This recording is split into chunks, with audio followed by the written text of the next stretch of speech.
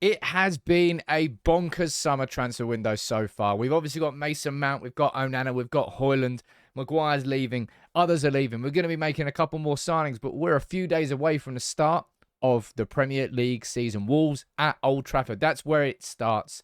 Where will it end? Will it end with Manchester United holding the Premier League trophy? What will happen in the Champions League?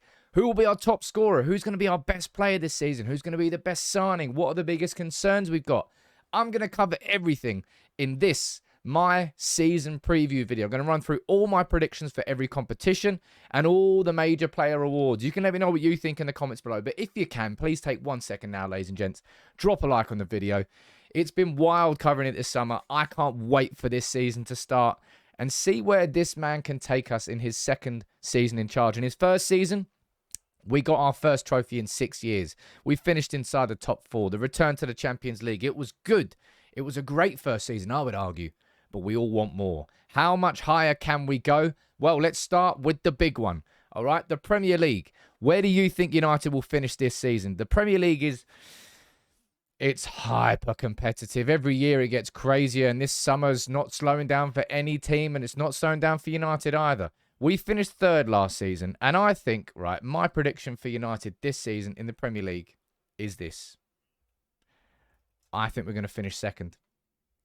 That's my prediction for where we're going to finish this season. I think City will just be a little bit too strong for us, but I think we'll be better than most teams give us credit for. I think Arsenal, it's going to be really tight at the top, I swear. I don't think it'll be a season where City run away with it. I think their success is going to kind of catch up with them a little bit. Let's find out. I'm backing us to finish second. Where would you back us to finish? You let me know what you think in the comments below. But we move on to the Champions League next. And who knows what to expect in the Champions League, eh? Honestly, who knows what to expect in the Champions League? What's it? Under Solskjaer, I think it was Atletico Madrid that knocked us out last time.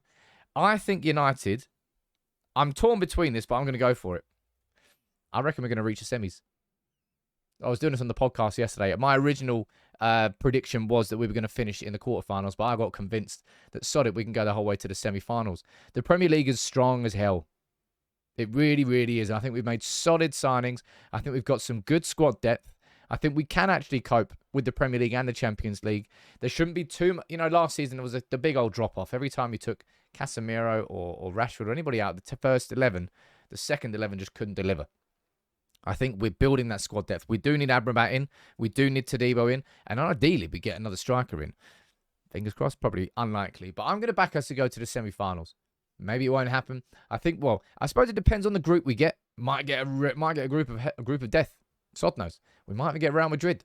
Who knows? But I'm backing us to go to the semi-finals. You can let me know where you're backing United to get to next season. So I think we're going to finish runners-up in the Premier League, semi-finals in the Champions League. What about the League Cup? We won that last season. Where would you predict United to finish there this season? Let's get rid of that. All of that stuff there. I would back us to get to... Where can I write this? Let's write it here. Quarter finals. Oh, God, it's all going wrong.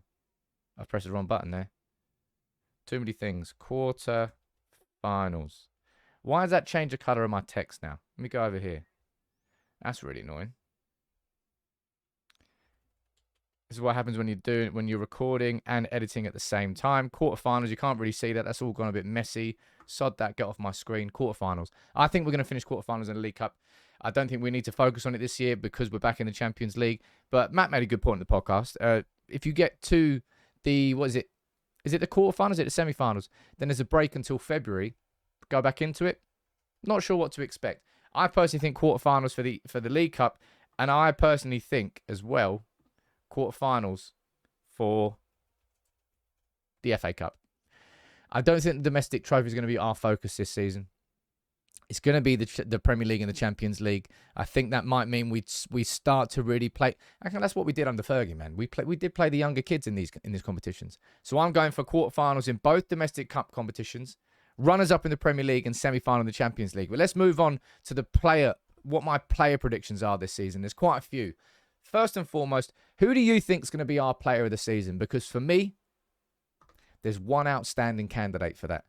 And I expect Bruno Fernandes to deliver his best season in the United shirt. I think you could argue that last season was his best one. Either that or his first season where he really came into the club, dragged us off the floor. But he's got that armband on now. He's a worthy captain of our football club. He really is. Yeah, there are areas he needs to improve and probably mature as a player, but I think we're going to see that this season. You're going to see Bruno Fernandes get even better. With the players he's got around him, the signings that we've made, the role and the responsibilities that he's had, I think we can rely on Bruno to have an absolute scorcher of a season. So for me, he's my player of the season prediction. Top scorer, I'd love to put Højlund down here. Would I love to put Højlund? But I don't think he will be in his first season. I think we can absolutely look towards Marcus Rashford and rely on him to get more than 25 this season. Got 30 last season. I would back Rashford to get over 25 again. And remember, he tailed off towards the end of last season. Last 6 weeks or so, he wasn't the same Rashford. Maybe he fatigued a bit, responsibility and the burden, whatever it was, he tailed off. I back Rashford to get 25 plus, and I think the fact that we've got Højlund in now means we do have somebody else that we can look towards for goals, not just Rashford, and maybe Martial, but I don't really know what's going on with him and whether he's even going to be at the club. So I would go, Bruno's our best player, Rashford as our top scorer, and in terms of top assists, there's only one man I'm looking at. Bruno deserves more assists at this club. Last season, he got like 6 or 7, but should have had double. So many missed opportunities by our lack of clinical finishing. We've got Højlund in now. The runs he's going to make in behind. United hitting fast on the transition will really suit Bruno's style. It's part of the reason why I think he's going to be player of the season, but I would back Bruno to get most assists. Now, in terms of, I don't know whether to put this as surprise of the season or the player that might shock you. That's what we spoke about in the podcast. We couldn't exactly describe what the category was. But Jadon Sancho is a player. I mean, it's not going to be a surprise if he comes through because I'm predicting it, right? But I think he's somebody who's going to exceed expectations. Maybe that's the best way to describe it. Mr. Kipling. Jadon Sancho didn't have the best of seasons last season. He disappeared for 3 months and he came back. And even when he came back, it was still sort of in and out. Jadon's looked good in pre-season. By the way, Matt, from the podcast, he's hoping that he doesn't get more than 10 goals or assists because otherwise he's got to do something very interesting. Got some forfeits lined up there. How many goals or assists do you think Jadon Sancho is going to get? Let me know in the comments below. I would back Jadon Sancho next season to exceed the expectations of a lot of people. And I really hope he does because he's a top quality player. There is absolutely no doubt about that. It's just we've still not yet to see that Dortmund Sancho on a consistent basis. But he would be the one that I would expect to exceed the expectations that others have of him going into the campaign. Now, in terms of my biggest concern, I think my biggest concern would be coping without Casemiro.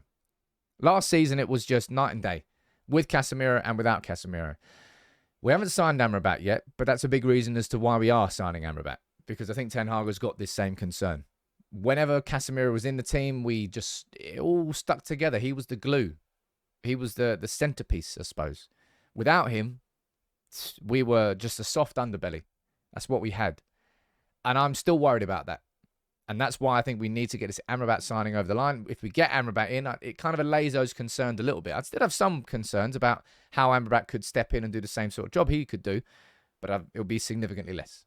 And in terms of who I think is going to be the best signing of the season, for me, I didn't even have to think twice of this one.